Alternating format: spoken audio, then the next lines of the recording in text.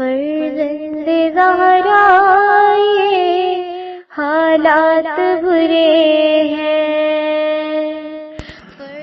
کاشانۂ بصیرت ایک ایسا مکمل یوٹیوب چینل جس پر محروم بصارت کے لیے بالخصوص اور تمام افراد کے لیے بالعموم سینکڑوں کی تعداد میں اسلامی کتب دستیاب ہیں۔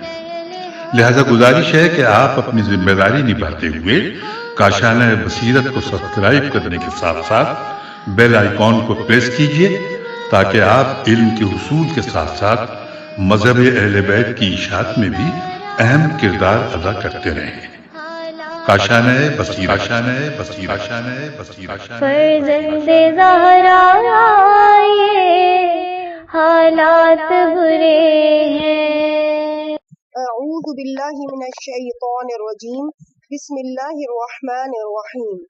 کاشانۂ بصیرت کے قابل احترام سامعین السلام علیکم۔ کتاب معالی الصبتین فی احوال الحسن والحسین کی جلد نمبر 2 کا یہ پارٹ نمبر 17 ہے، اور ہم صفحہ نمبر 427 پہ پہنچ چکے ہیں، اور یہاں پہ ایک نئی فصل کا آغاز ہو رہا ہے۔ اس فصل کا کوئی نمبر تحریر نہیں ہے۔ اس فصل میں 9 مجالس ہیں۔ پہلی مجلس ہے انتقام خون شبیر۔ ارشاد قدرت ہے کہ ہم اپنے نمائندوں کی دنیا اور آخرت میں مدد کریں گے۔ اللہ کی یہ مدد 2 قسم کی ہوتی ہے، ایک تو اقامہ حق کے لیے اور دوسری ان کی مظلومیت پر ظالموں سے۔ امام صادق علیہ السلام نے فرمایا کہ اگرچہ امام حسین کے قاتل قتل کر دیے گئے تھے، لیکن تاحال اس کے قتل کا مقدمہ نہیں چلا۔ دوسرے مقام پر آپ نے فرمایا ہے کہ امام حسین کے عوض 1,00,000 ظالم مارا گیا ہے، لیکن اس کے بے گناہ قتل کا مقدمہ تاحال نہیں چلا۔ مقدمہ قتل حضرت حجت علیہ السلام کے ظہور کے بعد ہوگا۔ امام محمد باقر سے سوال کیا گیا، قبلہ کیا آپ میں ہر امام معصوم قائم بالحق نہیں ہے؟ آپ نے فرمایا، ہم میں سے ہر امام معصوم قائم بالحق ہے۔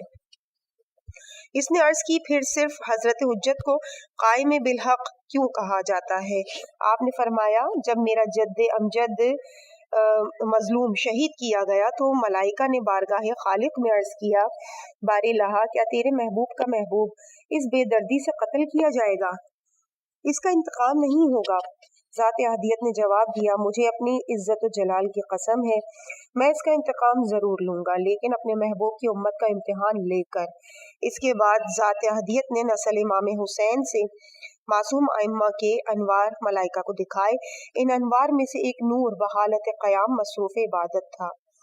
ذات احدیت نے اس قائم کی طرف کی اشارہ کر کے فرمایا کہ اس قائم کے ذریعے انتقام لوں گا۔ اس دن کے بعد سے حضرت حجت کا لقب ہی قائم ہو گیا۔ ایک روایت کے مطابق جب عثمان نے جناب ابو ذر غفاری کو مدینہ بدر کر کے ربضہ بھیجا تو صحابہ نے جناب ابو ذر سے کہا، ابو ذر تجھے بشارت ہو، راہ خدا میں مصائب کم ہی ہے۔ جناب ابو ذر نے فرمایا، واقعی میرے لیے تو انتہائی آسان امتحان ہے، لیکن تم لوگ اس وقت کیا کرو گے جب فرزند رسول بے گناہ مظلوم شہید ہوگا اور عالم اسلام میں اس سے بڑھ کر کوئی شہید نہیں ہوگا۔ اس کے بعد اللہ اس امت میں ہمیشہ کے لیے تلوار رکھ دے گا جو کبھی نیام میں نہیں ڈالی جائے گی، اور اللہ انتقام حسین لینے والا ذریت حسین ہی سے مبعوث کرے گا۔ کاش تم ان حقائق سے مطلع ہوتے کہ شہادت حسین کے اثرات سمندر میں رہنے والی مخلوق، پہاڑوں کے باسیوں، ٹیلوں کی پستیوں میں زندگی بسر کرنے والوں اور اہل سما پر کیا ہوں گے۔ اگر تم کو علم ہوتا تو تم اتنا روتے کہ روتے روتے ہی جان دے دیتے۔ جب بھی آسمان سے روح حسین گزرے گی، اس آسمان کے 70,000 ملائکہ خوف و دہشت کے مارے کانپنے لگ جائیں گے اور تا قیامت کانپتے ہی رہیں گے۔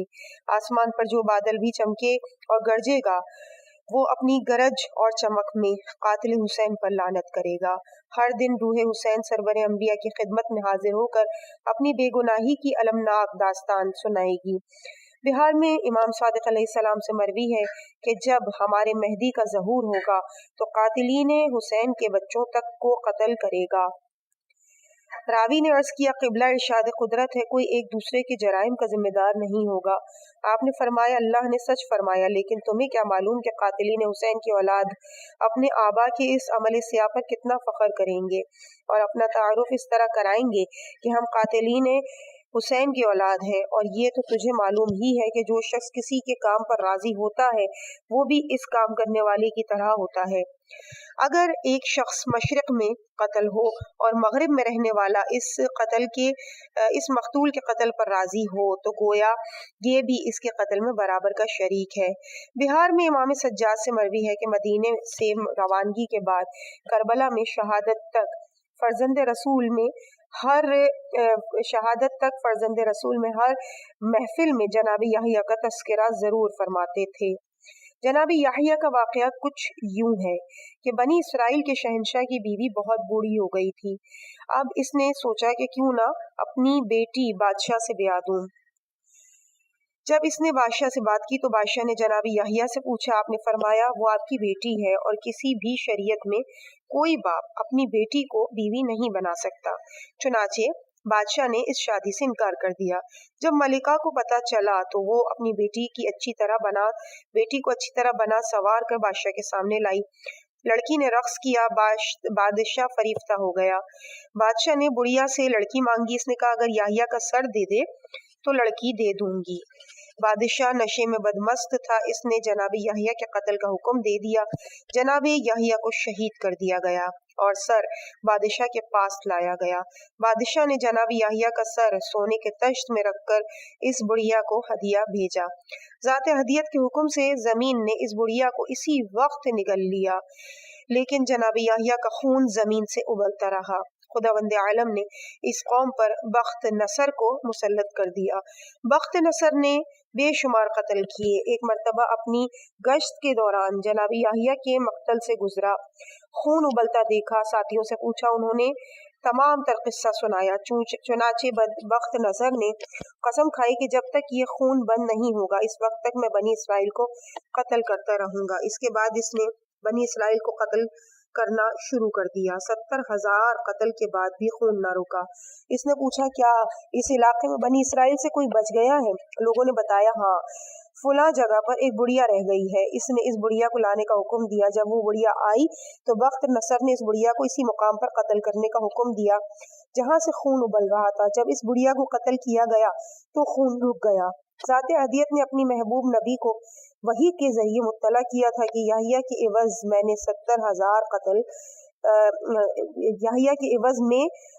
70,000 قتل ہوئے تھے اور تیرے فرزند کے عوض کئی 70,000 قتل ہوں گے۔ اس کے بعد میرے بابا مجھے مخاطب ہو کر فرماتے تھے کہ علی بیٹے، جس طرح جناب یحییٰ کا خون اس وقت تک ابلتا رہا تھا جب تک 70,000 بنی اسرائیل قتل نہ ہوئے، اسی طرح میرا خون بھی اس وقت تک ابلتا رہے گا جب تک میری ذریت سے مہدی ظہور کر کے میرے قاتلین کو قتل نہ کر دے گا۔ اس کے بعد دوسری مجلس کا آغاز ہو رہا ہے، پیج نمبر 434 سے۔ ہیڈنگ ہے چند یزیدی مسلمانوں کی اپنی زبانی۔ بہار میں کوفے کے ایک لوہار سے مروی ہے کہ میں آہنگری میں ماہر فن تھا۔ نیزے کی انی، تیر کا پھل اور تلوار میں پڑے ہوئے دندانے انتہائی سرعت سے درست کر لیتا تھا۔ جب میں نے کوفے میں جنگ کربلا کی باتیں سنی تو اپنا مختصر سا سامان لے کے کربلا پہنچ گیا۔ وہاں 10 دن تک مزدوری کرتا رہا۔ 7 محرم کو پانی پر پہرے بٹھا دیے گئے۔ 10 محرم کو مازار موت گرم ہوا، ذریت محمد کو شہید کر دیا گیا۔ عصر عاشور کو خیام لوٹ کر جلا دیے گئے۔ دوسرے لوگوں کے ساتھ میں بھی واپس آیا، اچھی خاصی رقم کما کر لایا تھا۔ ایک رات عالم خواب میں نے دیکھا کہ ایک بہت بڑا سا میدان ہے، لوگ کہہ رہے ہیں کہ قیامت آ گئی ہے۔ مجھے اتنی شدت سے پیاس لگ رہی تھی کہ اسے لفظوں میں بیان نہیں کر سکتا۔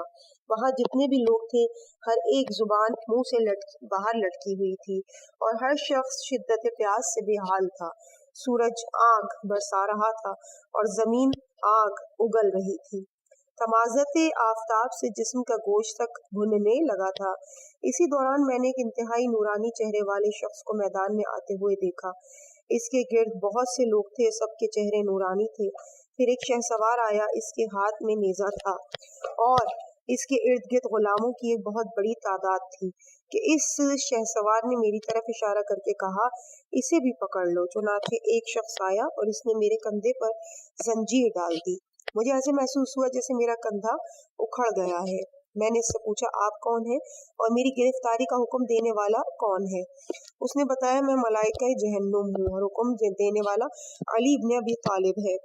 मैंने इससे दरख्वास्त की कि ज़रा मेरे कंधे का बोझ हल्का कर दे। उसने पहले से भी दुगना कर दिया। मैंने पूछा, वो सामने मिंबर पर कौन तशरीफ फरमा है और इसके इर्द गिर्द कौन है? इसने जवाब दिया, वो बनी मुख्तार हैं और इसके इर्द गिर्द तमाम अंबिया और औलिया हैं।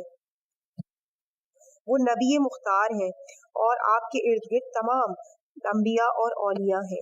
इतने में वो शहसवार इनके सामने हाजिर हुआ। उन्होंने पूछा, क्या किया? इसने जवाब दिया, क़िबला, तमाम कातलाने हुसैन को गिरफ्तार कर लिया। आपने फरमाया, इन्हें पेश करो। मैंने देखा करबला में मौजूद तमाम सालार और तमाम सिपाही गिरफ्तार होकर आए थे। मैं दिल में खुश हुआ कि अल्हम्दुलिल्लाह मैं कातिलीन हुसैन से नहीं हूँ। फिर हुजूर एक से पूछने लगे कि बता, तूने क्या किया है? हर एक ने अपने जराइम बयान किए। कोई कह रहा था कि मैंने पानी बंद किया, कोई कह रहा था मैंने लाश पर घोड़े दौड़ाए। हुजूर रोते भी जा रहे थे और मलाइका को हुक्म भी देते जा रहे थे कि इसे जहन्नुम में ले जाओ।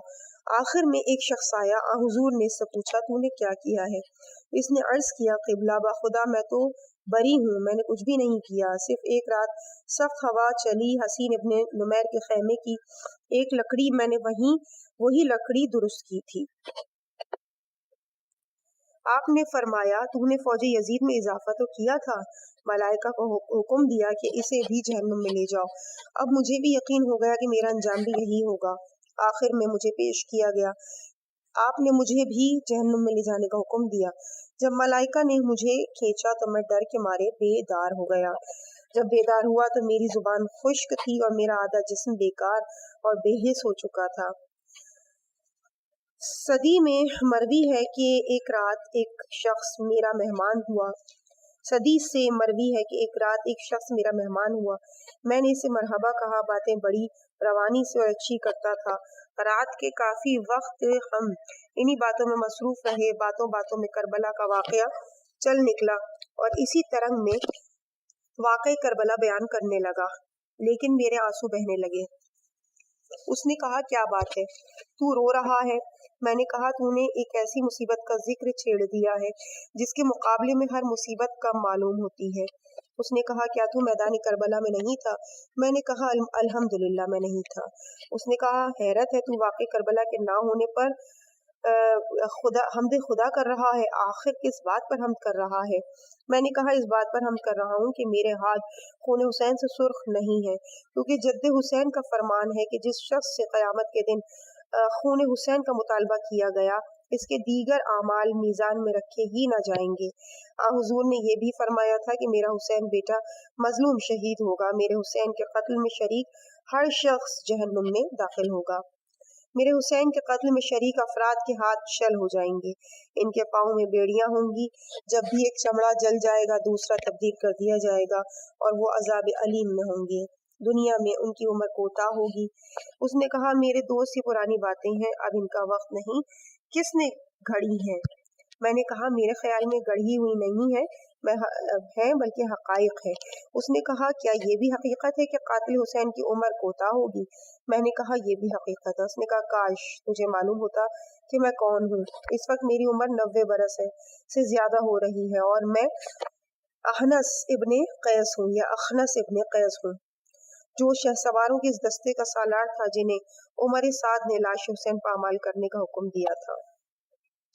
मैंने फर्जंदे रसूल की पसलियां तक पामाले समस्पा कर दी थी। मैं ही वो अखनस हूँ कि जिसने हुसैन के बीमार फर्जंद के नीचे से बिस्तर खींचा था और बीमार औंधे मुंह फर्श पर गिर गया था। मैंने ही सकीना बिनत हुसैन के कानों से गोशवारे इसी तरह से उतारे थे कि इसके कानों से खून बहने लगा था। मेरा दिल तड़प तड़प के रोने लगा। मैंने दिल में सोचा, ताज्जुब है, ज़ुर्रियत रसूल का जालिम मेरे घर में बैठकर कत्ल हुसैन की रुदाद फखर से सुना रहा है। इस खबीस को तो जैसे भी हो कत्ल करना चाहिए। मैं यही सोच रहा था कि चिराग की लौ धीमी होने लगी। मैं इसे संभालने के लिए उठा। इसने कहा, आप बैठ जाएं, मैं ही दुरुस्त किए देता हूँ। इसने उंगली से लौ को बुलंद करना चाहा, उंगली को आग लग गई। फिर जूं जूं वो बुझाने की कोशिश करता गया, आग जोर पकड़ती गई। मैं पानी लाया ताकि ऊपर डालूं। जूं ही मैंने पानी डाला, आग के शोले और बुलंद हो गए। मैंने कहा, जाकर नहर में कूद जा। वो दौड़ने लगा। आगे वो था, पीछे मैं था। इसने नहर में छलांग लगा दी। मुझे ऐसे मालूम हुआ जैसे नहर में पानी नहीं, तेल था। पानी के जिस हिस्से में वो था वो तमाम जलने लगा। आखिर वो मलऊन सिया कोयला बनकर बेमौत मर गया और मैंने हमदे खुदा की। अब्दुल्ला इब्न रवाह का काजी कहता है कि मुझे एक शख्स मिला जो नाबीना था। किसी ने इससे अंधे होने की वजह पूछी। इसने कहा, मैं वाकई करबला में मौजूद था, लेकिन मैंने कोई हथियार इस्तेमाल नहीं किया। जैसे गया था वैसे ही वापस आ गया। जब मैं करबला से वापस आया, घर सोया, आलम ख्वाब में देखा, एक शख्स ने आगे कहा, उठ, तुझे रसूल कौनैन बुलाते हैं। मैंने कहा, रसूल को मुझसे क्या काम। उसने मेरे गिरबान को पकड़ा और खींच कर ले गया। जब मैं वहां पहुंचा तो मेरे दूसरे साथी पहले से मौजूद थे। हर एक से आप पूछ रहे थे कि तूने क्या किया था। हुजूर के पहलू में एक फरिश्ता खड़ा हुआ था जिसके हाथ में ऐसी तलवार थी कि जब इसे हरकत देता था तो इससे आग निकलती थी। मेरे 9 साथियों के कत्ल का हुक्म दिया। वो सब कत्ल भी हुए और जल भी गए। मैं हुजूर के कदमों में गिर गया और अर्ज की, क़िबला, मैंने तो करबला में कुछ भी नहीं किया। आपने फरमाया, क्या तूने लश्कर यजीद की तादाद में इजाफा भी नहीं किया? फिर फरमाया, जरा मेरा करीब आ। जब मैं करीब हुआ तो सामने तश्त में कुछ रखा हुआ था। उन्होंने इसमें अपनी उंगली डिबोई और मेरी आंखों में फेर दी। जब मैं घबरा कर बेदार हुआ तो अंधा था। अशाम इब्न मोहम्मद कूफी ने अपने दादा से रिवायत की है कि बनी आदम से ज़रआ इब्न शरीक का आखिरी वक्त हमने देखा है कि ये शख्स बड़ा सफ़ाक और वाक़ई करबला में था। इसके पेट में आग की गर्मी थी और पुश्त पर बर्फ की सर्दी थी। चुनाचे इसके अहले खाना ने इसके पेट पर बर्फ और ठंडा पानी रखा हुआ था और इसके अक़ब में अंगीठी जला रखी थी और ये शख्स प्यास करता था। इसे एक बहुत बड़ा जाम में शरबत का बना कर देते थे, पी कर फिर और मांगता था। इसका पेट फूल कर गुप्पा हो गया था। आखिर इसका पेट फट गया और वासिल जहन्नुम हुआ। ये वो मलून था कि जिसने फर्जंद रसूल के गुलवे नाजनीन पर तीर मारा था और आपने बहने वाले खून से अपना सर रीश मुबारक और चेहरा सुर्ख करके फरमाया था कि इसी हालत में मैं नाना से मिलूंगा। इसके बाद तीसरी मजलिस है पेज नंबर 441 पे, खबर शहादत शब्बीर। मौरिखीन के मुताबिक जब नवासा रसूल की खबर शहादत मदीने में पहुंची, उम्मुल मोमिनीन उम्मे सलमा के घर में जिंदा अजवाज नबी और खवातीन मदीने जमा हो गई। नौहा और बुका और मातम शुरू हो गया। अब्दुल्ला इब्न उमर को भी इत्तला हुई। वो अपने घर से मुंह पर तमाचा मारता और रोता हुआ घर से बाहर गली में आया और कहने लगा, ए कुरैशों, ए अंसारों, ए महाजिरों और ए हाशमियों, ज़ुर्रियत रसूल इस बेदर्दी से ज़िबा कर दी गई है और तुम अपने घरों में आराम से बैठे हुए हो। इसी वक्त मदीने से निकला और आज़िम शाम हुआ। रास्ते में से जो भी मिला उसने मुंह पीट कर इसे नवासे रसूल की खबर शहादत सुनाई। जिस बस्ती में जाता इस बस्ती वालों को यजीद के जुल्म और नवासे रसूल की मजलूमियत से आगाह करता। हर जगह से लोग भी इसके साथ जमा होते गए। हर एक दूसरे से कहता कि जब खलीफा रोम का बेटा यजीद का मुखालिफ है तो हमें इस जालिम से क्या लेना है। जब अब्दुल्ला शाम पहुंचा तो इसके साथ लोगों की बहुत बड़ी तादाद थी, हत्ता कि अहले शाम भी परेशान हो गए। जब यजीद को इत्तला मिली तो इसने कहा, अबू मोहम्मद के जज्बात हैं जो बहुत जल्दी ठंडे हो जाएंगे। यजीद ने सिर्फ अब्दुल्ला को अपने पास आने की इजाजत दी। अब्दुल्ला इब्न उमर ये कहता हुआ यजीद के पास गया, ए यजीद, तूने आले मोहम्मद की रसन बस्तगी और कत्ल गारत में वो काम किया है कि अगर तुर्की और रोमी लोगों को मौका मिल जाता तो ऐसा तो वो भी ना करते। अब मसनत रसूल से उठ, तू इस अहल تو اس کا اہل نہیں ہے تاکہ امت مسلمہ خود اپنا انتظام کرے۔ یزید نے عبداللہ کو خوش آمدید کہا، اٹھ کر گلے لگایا اور کہا آپ کو میرے اس عمل پر مطمئن ہونا ہے یا مجھے مسند خلافت سے ہٹانا ہے؟ عبداللہ نے کہا مجھے آپ سے کون سی ضد ہے، مجھے تو صرف اطمینان چاہیے۔ یزید نے کہا آپ کا اپنے باپ عمر کے متعلق کیا خیال ہے؟ عبداللہ نے کہا میرا ان کے متعلق وہی خیال ہے جو ایک فرما بردار بیٹے کا اپنے اچھے باپ کے لیے ہو سکتا ہے۔ یزید نے کہا اگر میں آپ کو آپ کے باپ کا خط میرے باپ معاویہ کے نام دکھاؤں تو آپ اسے پہچان لیں گے؟ عبداللہ نے کہا میں اپنے باپ کے خط کو ضرور پہچان لوں گا۔ یزید نے کہا جب آپ پہچان لیں گے تو پھر آپ مطمئن بھی ہو جائیں گے؟ عبداللہ نے کہا خط کو پہچان لینے کے بعد یہ کیسے ہو سکتا ہے کہ میں اس کے مندرجات کو تسلیم نہ کروں اور مطمئن نہ ہو جاؤں۔ یزید نے کہا پھر ایسا کریں کہ حکومت کے رازوں میں سے ایک راز ہے، آپ آج رات میرے پاس رہیں، مل کر کھانا کھائیں گے، بعد میں آپ کو آپ کے والد کا خط دکھاؤں گا۔ وہ خط پڑھنے کے بعد آپ کو اختیار ہوگا کہ میرے متعلق جو رائے قائم کریں اور جو حکم دیں وہ میں انکار نہیں کروں گا۔ میرے پاس وہی حکومت ہے جو آپ کے توسط سے ہمیں ملی ہے۔ دوسرے لوگ آپ کا یہ احسان مانیں یا نہ مانیں ہم انکار نہیں کر سکتے اور نہ ہی آپ کے باپ کے معین کردہ خطوط سے انحراف کر سکتے ہیں۔ کھانے سے فارغ ہونے کے بعد یزید نے کہا تشریف لائیے میں آپ کو وہ خط دکھاؤں۔ دونوں خزانے میں آئے۔ یزید نے ایک صندوق کھولا، اس میں ایک صندوقچہ نکالا، اس کا قفل کھولا، ان میں سے ایک خط نکالا جو سیاہ ریشم میں لپٹا ہوا تھا۔ یزید نے عبداللہ ابن عمر کے سپرد کیا اور کہا اسے پہلے پہچانیے پھر پڑھیے، پھر مجھے حکم دیجیے۔ عبداللہ جوں جوں خط پڑھتا گیا اس کے جذبات ٹھنڈے ہوتے گئے۔ جب خط پڑھ لیا تو کہا آپ نے ٹھیک کہا، آج کے بعد میں کوئی شکوہ نہ کروں گا۔ بہار کے مطابق عبداللہ آیا نہیں تھا بلکہ اس نے یزید کو خط لکھا تھا جس میں یزید کو نواسہ رسول کے قتل پر ملامت کی تھی۔ یزید نے جواب میں لکھا اے احمق، کیا تجھے نہیں معلوم ہمیں بلند مکان نصیب ہوئے، آراستہ فرش نظر آئے اور قیمتی گاؤ تکیے دکھے، ان کے حصول میں ہم نے جنگ کی ہے، اگر ان کا حصول ہمارا حق تھا تو ہم نے اپنے حق کی وصولی کی جنگ لڑی ہے، اور اگر ہمارا حق نہیں تھا تو اس جنگ کا آغاز آپ کے باپ نے کیا تھا، اسی نے بنیاد رکھی تھی، اسی نے اہل حق کو اپنے مقام سے ہٹایا تھا۔ اس جواب کے بعد عبداللہ شام آیا، یزید کو بہت ملامت کی۔ یزید نے اسے اس کے باپ کا خط بنام معاویہ دکھایا، جس کے بعد عبداللہ خاموش ہو گیا اور لوگوں کو بتایا کہ یہ یزید حق پر تھا اور اس کا کوئی قصور نہیں تھا۔ مؤلف کہتے ہیں کہ شاید یہی وجہ تھی کہ یزید نے سر مظلوم کربلا کو دیکھ کر کہا تھا کہ یہ بنی ہاشم کا سیاسی اسٹنٹ تھا، ورنہ نہ کوئی فرشتہ آیا اور نہ کوئی وحی۔ سبت ابن جوزی نے تذکرۃ الخواص میں لکھا ہے کہ جب شہادت فرزند رسول کی اطلاع مکے میں آئی تو عبداللہ ابن زبیر نے ایک لمبا چوڑا خطبہ دیا جس میں امام حسین کی مظلومیت اور اہل کوفہ کی بے وفائی کا تذکرہ کیا۔ آخر میں امام حسین کی تعریف کی اور یزید و ابن زیاد کی مذمت کی۔ امام حسین کی ایک ایک فضیلت کا نام لیا اور ابن زیاد و یزید کا ایک ایک عیب گنا۔ بہار کے مطابق شہادت امام حسین کے بعد ابن زبیر نے عبداللہ ابن عباس کو اپنی بیعت کی دعوت دی۔ ابن عباس نے انکار کر دیا۔ جب یزید کو اطلاع ملی تو یزید خوش ہوا اور ابن عباس کو لکھا کہ مجھے اطلاع ملی ہے کہ ملحد ابن زبیر نے آپ کو اپنی بیعت کی دعوت دی ہے اور اپنی اطاعت کی جانب بلایا ہے تاکہ آپ اس کے باطل میں معاون اور گناہوں میں شریک ہوں، لیکن آپ ہماری بیعت پر قائم رہے اور ہمارے حلقہ اطاعت سے نہیں نکلے۔ اللہ نے آپ کو ہمارے حق کی معرفت عطا فرمائی ہے، اللہ آپ کو اپنے رشتہ دار یزید کی طرف سے جزائے خیر دے۔ اگر میں اور کچھ بھول بھی جاؤں تو کم از کم آپ کا یہ احسان اور آپ کے وظیفے میں جلدی کو ہرگز نہیں بھولوں گا، کیونکہ آپ نبی اکرم کے رشتہ دار ہیں۔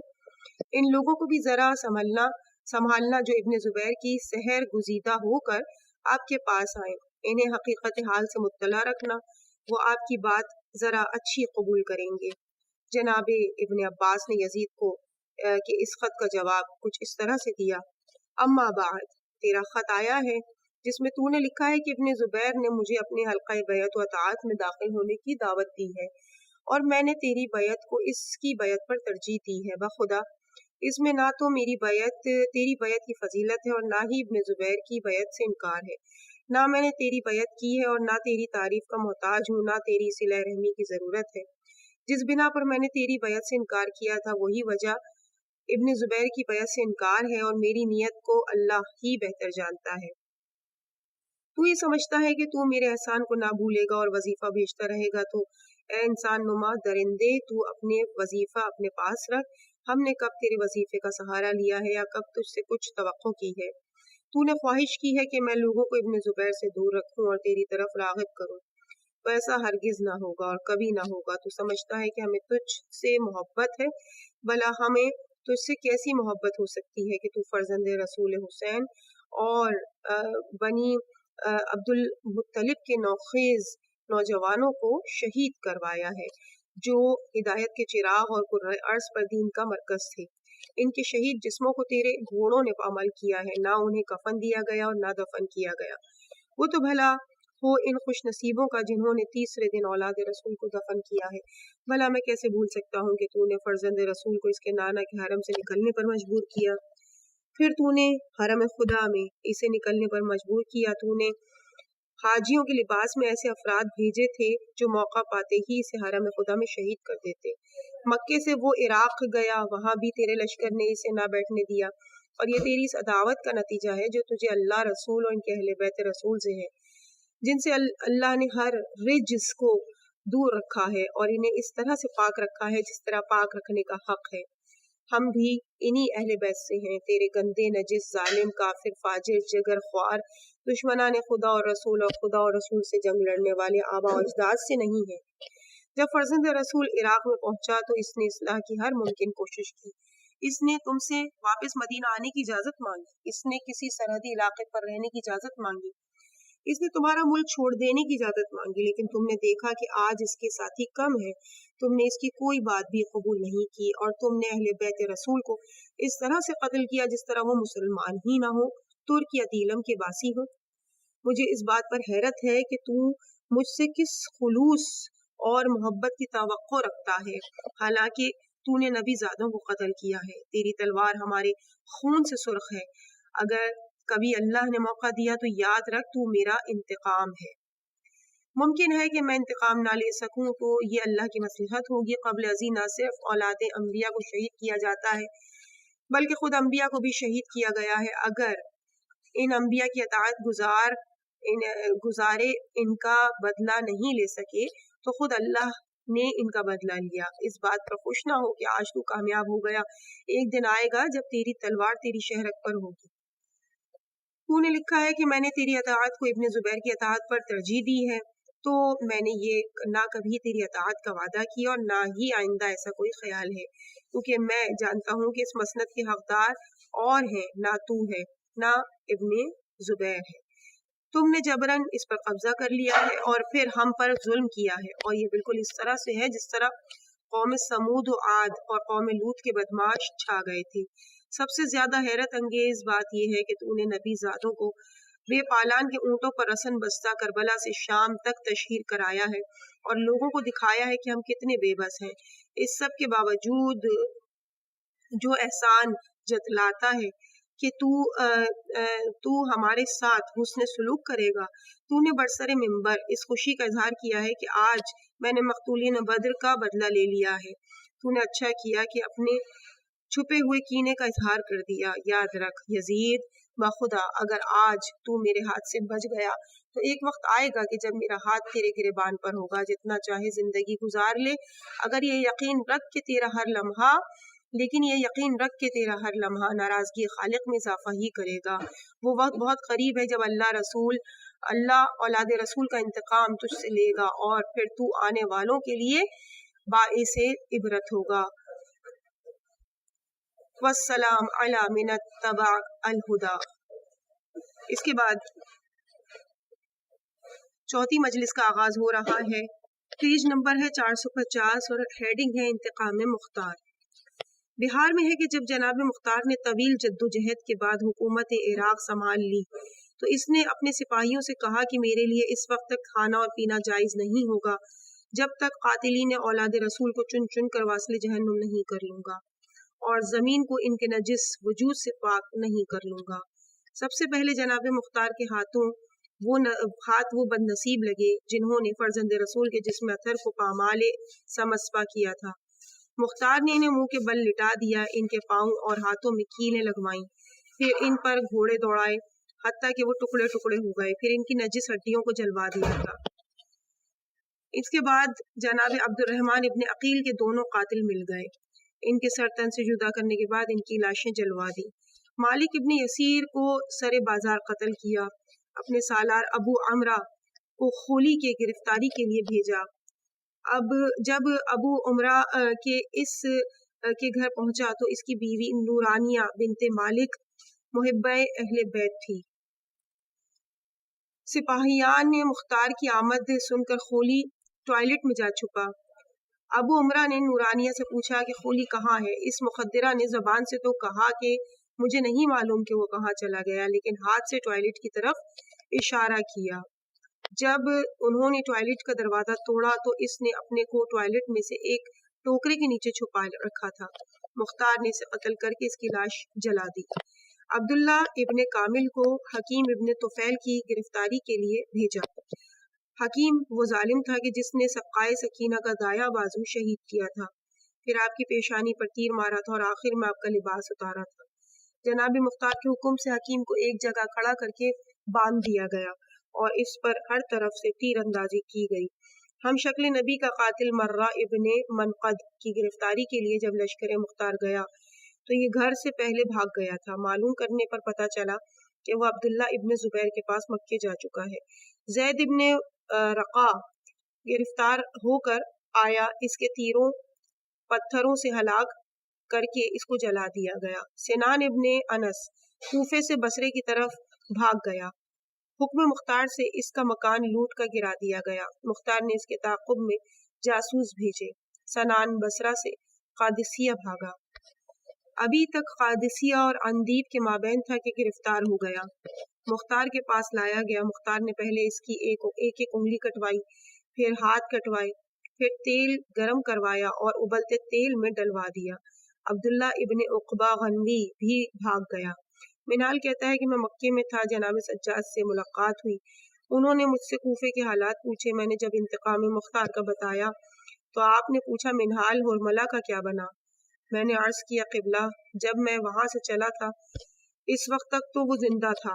امام سجاد نے دستے دعا بلند کیے اور عرض کیا بار اللہ ہرملہ کو لوہے اور آگ کا عذاب دے۔ منہال کہتا ہے میں واپس کوفے آیا، مختار کو ملا۔ مختار نے کہا اے منہال کیا بات ہے، آپ ہمارا ساتھ نہیں دے رہے؟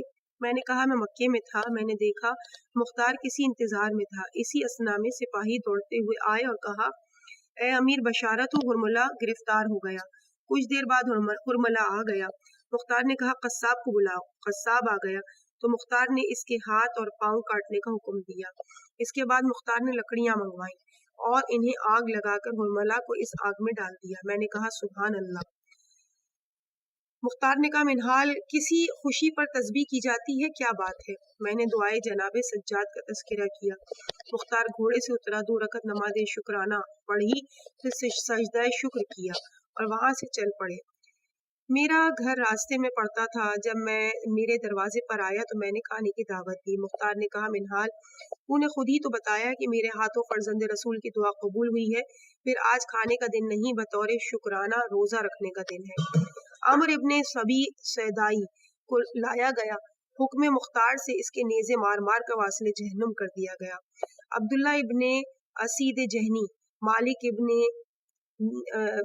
ابن یسیم بدائی یا یسم بدائی اور حمل ابن مالک محاربی کو قادسیہ سے گرفتار کر کے لایا گیا۔ مختار نے پوچھا ظالموں تم نے کیا کیا؟ انہوں نے معذرت کی کہ ہمیں مجبور کیا گیا تھا۔ مختار نے کہا کیا تم نواز رسول کو پانی بھی نہیں دے سکتے تھے؟ چنانچہ حکم مختار سے انہیں قتل کر دیا گیا۔ بجدل ابن سلیم کو لایا گیا۔ مختار نے اس سے پوچھا کہ تو نے انگوٹھی کس طرح اتاری تھی؟ اس نے جب واقعہ سنایا کہ انگوٹھی کے ساتھ انگلی بھی کاٹی تھی تو مختار نے اس کے ہاتھ اور پاؤں کاٹ کر پڑا رہنے کا حکم دیا۔ اس کے ہاتھ اور پاؤں کاٹ کاٹ کے اسے پھینک دیا اور یہ خود بخود مر گیا۔ رقا ابن مالک، عمر ابن خالد، عبد الرحمن بجلی اور عبداللہ ابن قیس खुलानी लाए गए। मुख्तार ने इन्हें भी कत्ल करने का हुक्म दिया। अस्मा इब्न खारिजा फजारी जनाब मुस्लिम की शहादत में शरीक था। मुख्तार ने इसे गिरफ्तार कराया और इसके कत्ल का हुक्म दिया। शिम्र ने फर्जंद रसूल के काफिले में मौजूद ऊंट पकड़कर इन्हें नहर करा के इनका गोश्त तकसीम किया था। मुख्तार ने तमाम इन घरों की फहरिस्त मुरतब कराई जिनमें वो गोश्त तकसीम होकर पकाया गया था। फिर इन तमाम लोगों को कत्ल कर दिया और उनके घरों को गिरा दिया। अज़रूए तारीख मुख्तार ने आम मनादी करा दी थी कि जो शख्स किसी भी मैदान करबला में किसी भी शरीक की इत्तला देगा इसे इनाम दिया जाएगा। इसका नतीजा ये हुआ कि कई गुलाम अपने सरदारों को पकड़ कर ले आए। कई गुलामों ने इस बात को राज रखने की खातिर अपने आकाओं से आज़ादी और जायदादें ले ली।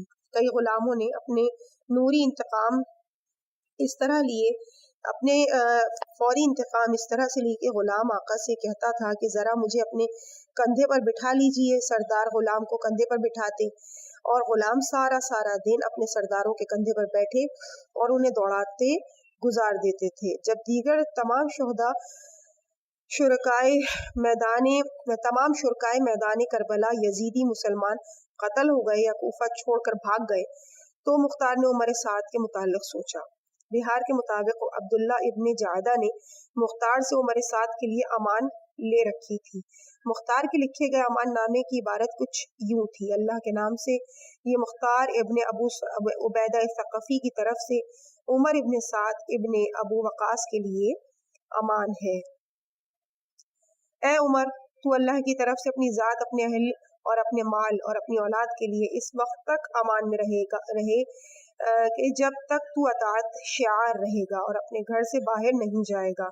किसी साबिका जुर्म में तेरा इस वक्त तक मवाख़ज़ा नहीं होगा जब तक तू किसी नए जुर्म का इर्तिकाब नहीं करेगा या जब तक तू पाखाना नहीं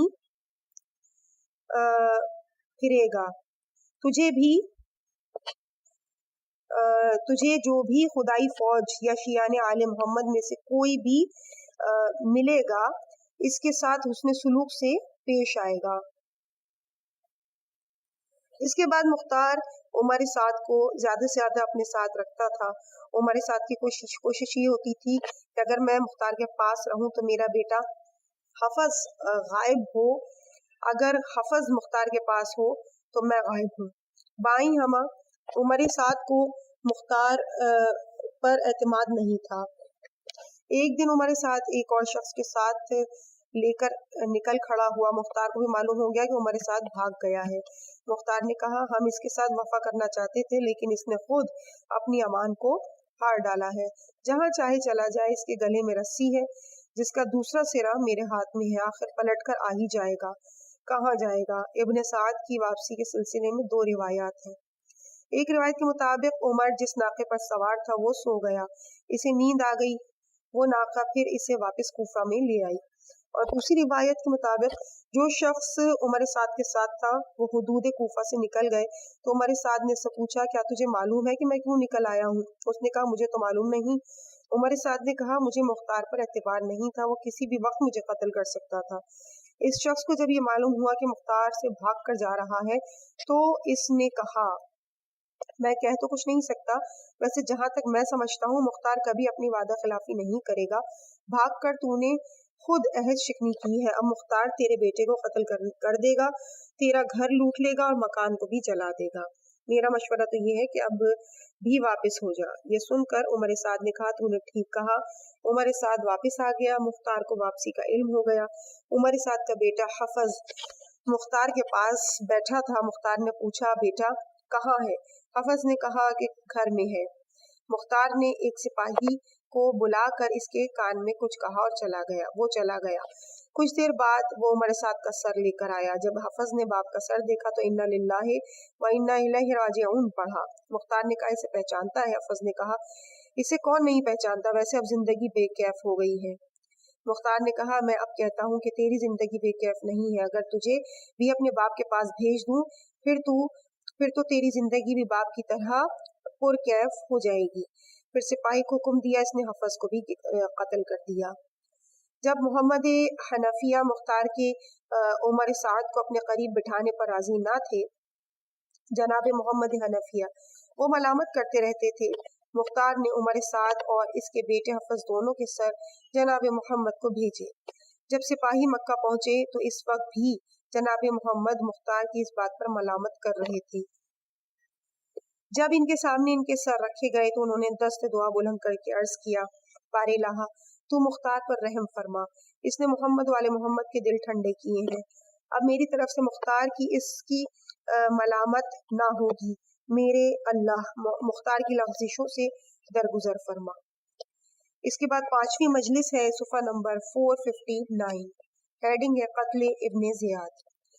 जब दीगर दुश्मनाने खुदा को मुख्तार कत्ल कर चुका तो इसने इब्राहिम इब्ने मालिक अश्तर को इब्ने ज़ियाद के मुकाबले में भेजा। इब्राहिम कूफे से चलकर तकरीत आया, यहाँ 3 दिन तक क़याम किया। इस दौरान हुबाबा का टैक्स मौसूल हुआ।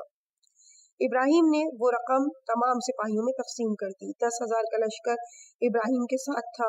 यहीं इसे मुख्तार की तरफ से हुक्म मिला जितना जल्द मुमकिन हो इब्ने ज़ियाद से टकरा जा। इब्राहिम तकरीत से नहर खाजर पर आया। इब्ने ज़ियाद पहले से यहाँ मौजूद था। इब्ने ज़ियाद के साथ 83,000 सिपाही थे। इब्राहिम 10,000 तो कूफे से लेकर चला था, बाद में इसके साथ जो आकर शामिल हुए, इन्हें मिलाकर इब्राहिम के लश्कर की कुल तादाद 20,000 बन गई। इब्ने ज़ियाद के शामी लश्कर में अक्सर रऊसाए शाम शामिल थे। इनमें उमैर इब्ने खुबाब भी था। इब्राहिम ने उमैर को खुफिया खत लिखा, काफ़ी तहाइफ भेजे और इसे इब्ने ज़ियाद को छोड़कर अपने साथ मिलने की पेशकश की। उमैर अपने 1,000 सवार लेकर इब्राहिम के साथ मिल गया। उमैर ने आते ही इब्राहिम से कहा कि आप जितना जल्दी जंग शुरू करेंगे फायदे में रहेंगे। चुनाचे दूसरे दिन सुबह सुबह इब्राहिम ने नमाज पढ़ाई और लश्कर को इस तरह मुरतब किया कि सीमना की कमान सुफियान इब्ने यजीद अज़दी को दी। मैसरा पर अली इब्ने मालिक खत अमी को मुकर्रर किया। शहसवारों की सालारी तुफैल इब्ने लकीत को दी। प्यादे का सालार मज़ाहिम इब्ने मालिक सकूनी को बनाया। अहले शाम इस गुमान में थे कि इनकी तादाद बड़ी कम है, लिहाजा कूफी लश्कर हमले की जुर्रत नहीं करेगा। इसलिए वो बेखबर सो रहे थे कि लश्कर इब्राहिम ने शामी लश्कर पर हमला कर दिया। उन्होंने जल्दी में लश्कर को इस तरह मुरतब किया, मैमना पर शराहील इब्ने ज़ी अलक़ाह को, मैसरा पर रबीआ इब्ने मखारिक गनवी को, मैसरा के एक हिस्से जमील इब्ने अब्दुल्ला गनवी को और क़ल्ब लश्कर पर हसीन इब्ने नुमैर को मुअय्यन किया। कुछ देर तक तो एक एक की जंग हुई। इसके बाद इब्राहिम ने अमूमी हमले का हुक्म इन अल्फाज में दिया, ए अल्लाह के सिपाहियों, ए हक़ के शियों, ए हुसैन के मददगारों, ए दीन के नासिरों, इतरत रसूल का खून हलाल समझने वालों और बैत शिकनों की औलाद, में से किसी को बचकर न जाने देना। वो देखो इब्ने ज़ियाद सामने है। इस अमूमी हमले में इब्राहिमी लश्कर की तरफ से इतनी शिद्दत थी कि शामी ना संभल सके। इस लड़ाई में ज़दा हो गया। नमाज ज़ोहर इशारों से अदा की गई, हत्ता कि सूरज गुरूब हो गया। काफ़ी लश्कर ने शामियों के गिर्द घेरा तंग करना शुरू कर दिया, हत्ता कि शामी लश्कर के कदम उखड़ गए। जब सुबह को लाशें देखी गईं तो इनमें हसीन इब्ने नुमैर, शराहील इब्ने ज़िलकला, इब्ने शोज़ब, गालिब बाही और अशरस इब्ने अब्दुल्ला जैसे रऊसाए शाम भी मकतूल पाए गए। फतह का सहरा इब्राहिम के सर था। इब्राहिम का बयान है कि शामी लश्कर में मैंने एक शख्स को देखा जो बड़ी बेजिगरी से लड़ रहा था और सिपाहियों को लड़ने पर आमादा कर रहा था। जिस पर हमला करता था इसके 2 टुकड़े कर देता था। जब मैंने इसकी जुर्रत और बेसाकी देखी तो मैं इसकी तरफ बढ़ा, इस पर हमला किया। इसका एक हाथ कट गया, वो मुझसे दूर भागने लगा। मैंने इसका ताक़ुब किया। नहर के किनारे जाकर वो घोड़े से गिरा। मैंने उतरकर इसके सीने पर तलवार की नोक घोंप दी। वो तड़प कर मर गया। इब्राहिम के सिपाहियों में से एक सिपाही गया और जाकर देखा तो वो इब्ने ज़ियाद था। वो इसका सर काट कर ले आया। इस जंग में 70,000 शामी मारे गए। इब्राहिम ने इब्ने ज़ियाद के बेसर लाशे को सूली पर लटका दिया। शोबी का कहना है कि अहले शाम से जितने लोग नहर खारजर पर कत्ल हुए इतने कभी किसी जंग में कत्ल नहीं हुए। शेरबी के मुताबिक सन 67 हिजरी के यौम आशूर को इब्राहिम ने मुख्तार को इब्ने ज़ियाद और दीगर रऊसा शाम के सर भेजे। हर एक के कान में एक रुका था। रुका पर इसका नाम लिखा हुआ था। मुख्तार इस वक्त खाना खा रहा था। मुख्तार ने शुक्रिया अदा किया। खाने के बाद अपना जूता इब्ने ज़ियाद के मुंह पर रखा, फिर गुलाम से कहा, मेरा जूता पाक कर दे, नजिस हो गया है। अबू तुफैल दातिल आमिर इब्ने वासिला कहता है कि तमाम सर मस्जिद कूफा के दरवाजे पर रखे हुए थे और इन पर सफेद कपड़ा पड़ा हुआ था। मैंने कपड़ा हटाया तो देखा कि एक सांप इब्ने ज़ियाद के एक नथने से निकलता था और दूसरे नथने में दाखिल हो जाता था।